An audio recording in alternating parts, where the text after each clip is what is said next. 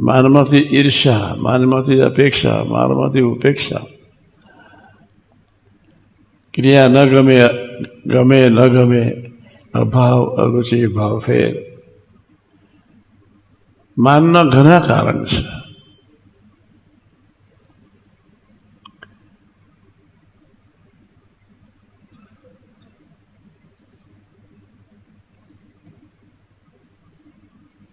સાથોસાથ બીજી વાત એ કરવી છે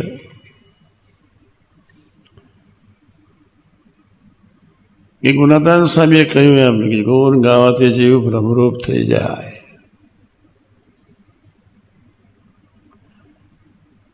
આપણે આ વાતને આજે પકડીએ, વર્ષો પછી ફરીથી પકડીએ. ગુણ ગાવાથી જીવ ભ્રમરૂપ થઈ જાય. કેટલા વર્ષોથી એ વાતને સાંભળીએ છીએ. દ્રઢ વિશ્વાસ રાખવાનો આ ગુણાતાન સ્વામીની આ લીટીમાં.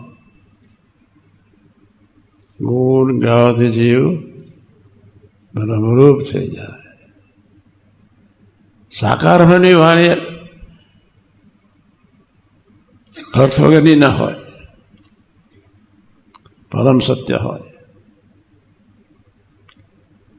આપણે આ એક લીટીને જ પકડી રાખવી છે આજે કે જેમ જેમ ગુણ ગાતા જઈએ તેમ તેમ ભ્રમરૂપ થતા જઈએ. જેમ જેમ ગુણ ગાતા જઈએ તેમ તેમ દાસભાવ વધતો જાય. પોતાના દોષનું દર્શન ન થાય બંનેની વર્ષોથી વાતો સાંભળીએ છીએ. ફરીથી બોલું છું, ગુણ ગાવાથી જીવ ભ્રમરૂપ થઈ જાય.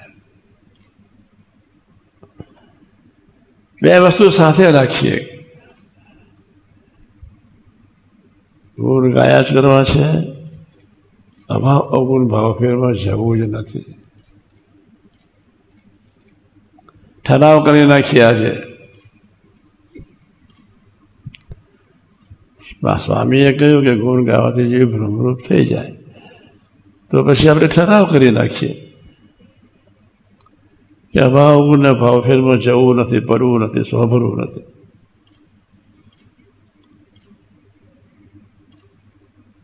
ગુણ જ ગાવા છે, દોષનું દર્શન કરવું છે, દોષનું દર્શન કરીને ભજન જ કરવું છે.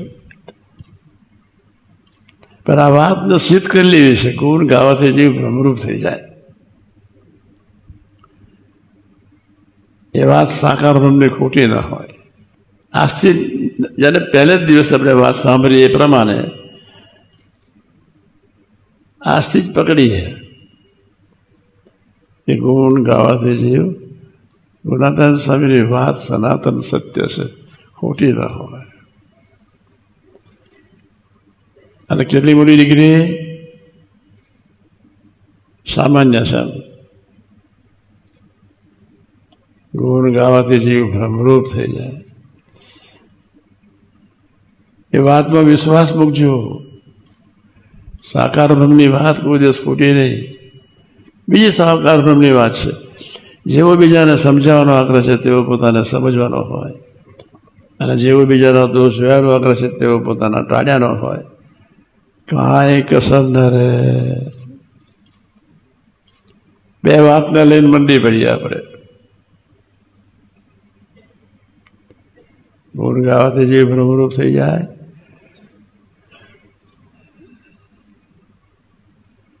જેમ જેમ દોષનું દર્શન કરતા જઈશું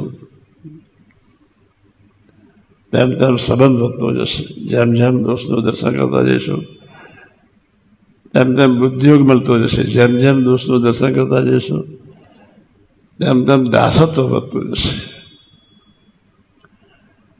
પોઝિટિવ જીવી લેવું છે બસ. ગુણ ગાઈ જ લેવા છે, બીજી માથાકૂટ કરવી જ નથી. સરળ થઈને જીવી લેવું છે, દાસ થઈને જીવી લેવું છે. કાલથી નક્કી કરી નાખીએ, આજ રાતથી.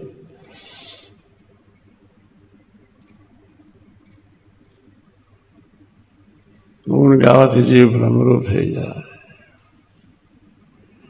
સાકાર બ્રહ્મની પરાવાની છે, આપણી નો હોય. ગુણાતાન સ્વામીજીની વાત છે. ગુણ ગાઈએ એટલે 100% ભ્રમરૂપ થવાય જ જ જ એવા સ્વામીજીની આ વાત છે.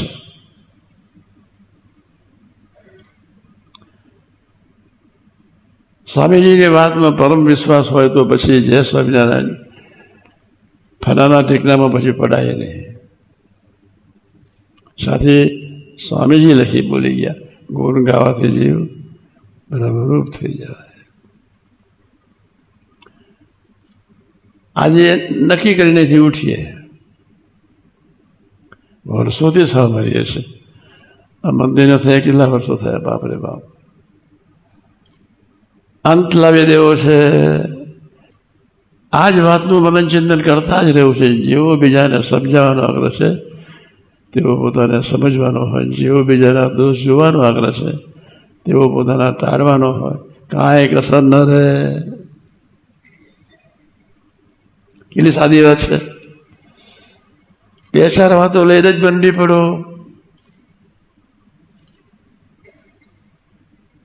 ગુણ ગાવાથી જીવ તો પછી એનો બીજો હશે ક્યારેય અભાવ ગુણમાં જવાય જ નહીં, જવાય જ નહીં, જવાય જ નહીં, જવાય જ નહીં.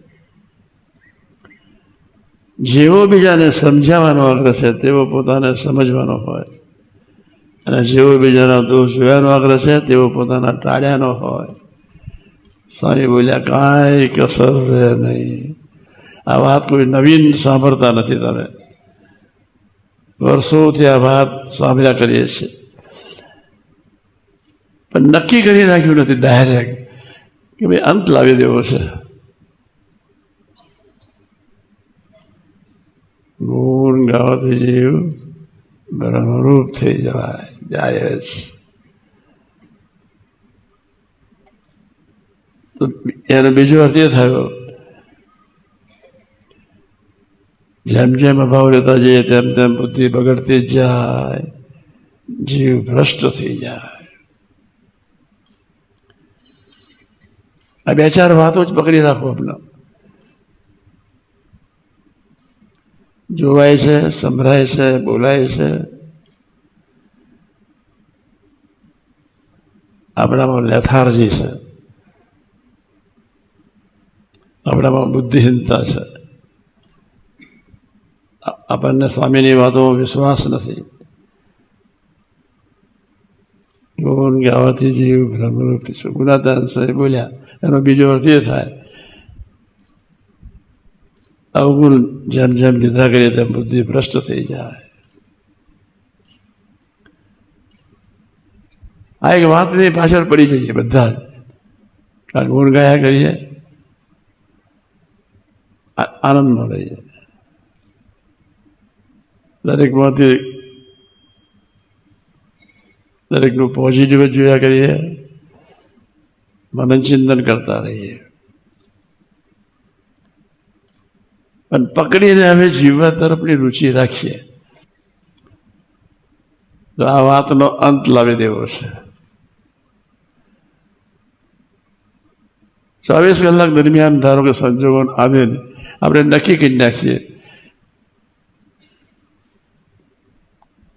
જે દિવસે ગુણ ન ગવાય, રહી જાય, રાત્રે 1 ટંક નહીં ખાઈને ભજન કરી લેવાનું. 1 ટંક નહીં ખાવાનું,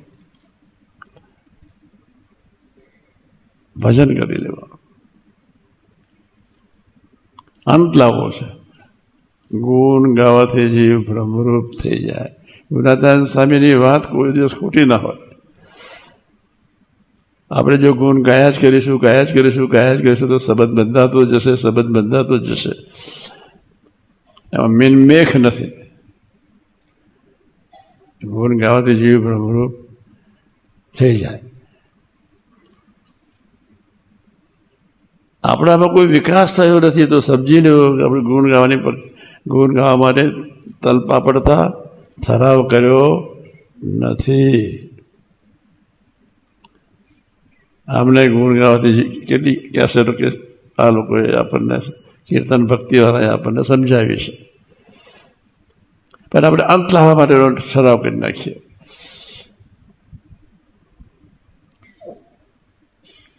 જે સ્કૂલમાં કોલેજમાં છોકરાઓ પહેલો બીજો નંબર લાવતા હોય, ફરી એને શીખવાડવું પડતું નથી. જે દિવસે ક્લાસમાં બેઠા પહેલા ધોરણ બીજા ધોરણમાં, એટલે અંત જ લાવે. એ 90% ઉપર લાવે જ. ખાલી બીજો ત્રીજો આવે પણ 90% ઉપર તો લાવે જ. એમાં આપણે નક્કી કરી નાખીએ, આજે કરીએ કે ગુણ ગાવાથી જીવ ગુના થાય સહી વાતમાં લખી, સાકાર બ્રહ્મે વાતમાં લખી બોલ્યા. તો આપણે આ વાતનો અંત લાવી દેવો છે. ગુણ જ ગાયા કરવા છે, ભાવ ગુણમાં પડવું નથી, બાહ્ય દ્રષ્ટિમાં પડવું નથી.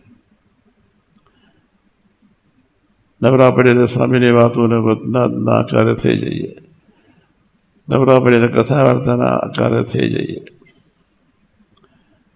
પણ હંમેશા પોઝિટિવ થવું છે.